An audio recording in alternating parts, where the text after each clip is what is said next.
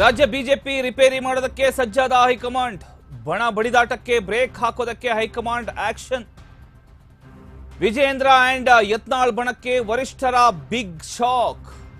3 ಶಾಸಕರು 2 ಮಾಜಿ ಸಚಿವರಿಗೆ ಈಗಾಗಲೇ ನೋಟಿಸ್ ನೀಡಿದ್ದಾರೆ. ಶಾಸಕರಾದ ಎಸ್.ಟಿ. ಸೋಮಶೇಖರ್, ಶಿವರಾಮ ಹೆಬ್ಬಾರ್, ಬಿಪಿ ಹರೀಶ್ಗೆ ಹೈಕಮಾಂಡ್ನಿಂದ ಶೋಕಸ್ ನೋಟಿಸ್.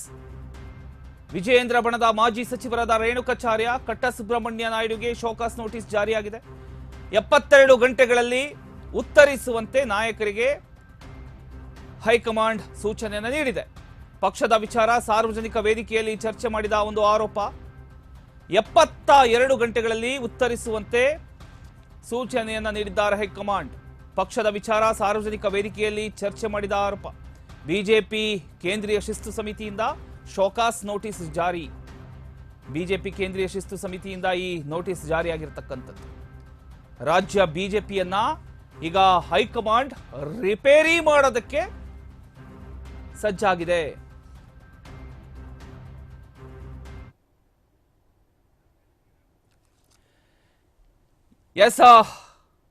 ಹೈಕಮಾಂಡ್ ಇಂದ ಈಗ ರಾಜ್ಯ ಬಿಜೆಪಿಯನ್ನ ರಿಪೇರಿ ಮಾಡೋದಕ್ಕೆ ಎಲ್ಲಾ ರೀತಿಯ ವ್ಯವಸ್ಥೆಯನ್ನ ಮಾಡ್ಕೊಂಡಿದ್ದಾರೆ.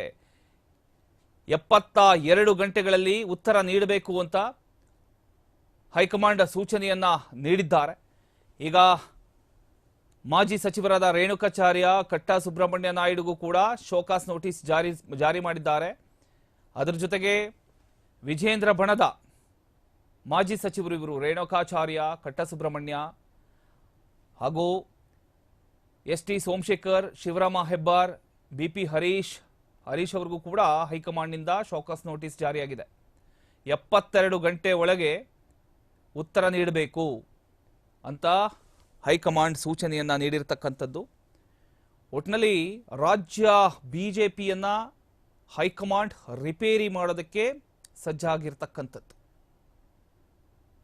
ವಿಜೇಂದ್ರ ಅಂಡ್ ಯತ್ನಾಳ್ ಬಣಕ್ಕೆ ವರಿಷ್ಠರ ಒಂದು ಬಿಗ್ ಶಾಕ್ ಅಂತಾನೆ ಹೇಳ್ಬೋದು. ಇದು 3 ಶಾಸಕರು 2 ಮಾಜಿ ಸಚಿವರಿಗೆ ಈಗ ನೋಟಿಸ್ ನೀಡಿದ್ದಾರೆ. ಹೈಕಮಾಂಡ್ 72 ಗಂಟೆಯೊಳಗೆ ಉತ್ತರ ನೀಡಬೇಕು ಅಂತ ಸೂಚನೆಯನ್ನ ಕೊಟ್ಟಿದ್ದಾರೆ.